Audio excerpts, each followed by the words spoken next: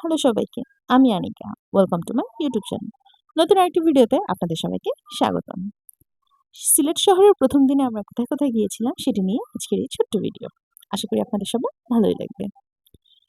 ১ম এ সকালবেলা উঠে খাওয়া-দাওয়া করে রেডি হয়ে চলে গিয়েছিলাম হযরত শাহজালালের দরগায়। সেখানে অনেকটা সময় ছিলাম।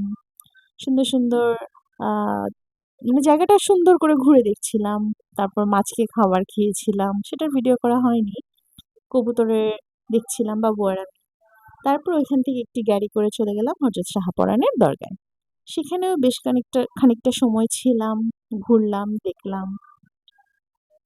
তারপর ওখান থেকে আশেপাশে একটু ঘোরাফেরা করে কিছু খাওয়া-দাওয়া করে ওখান থেকে আবার চলে গেলাম আমাদের আরেক জায়গায়, চা বাগান।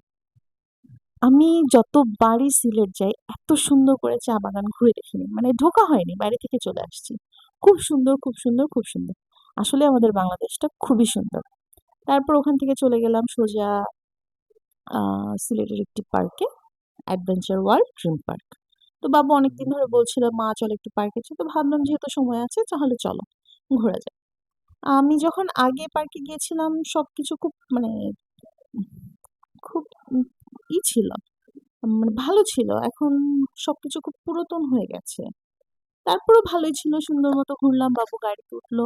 তারপর আমরা ভাবলাম তাহলে আমরা কিসে উঠবো, কিসে উঠবো? ওই যে আমি দেখাচ্ছিলাম যে পৃথিবী চক্র না কি বলে এটাকে? সেখানে।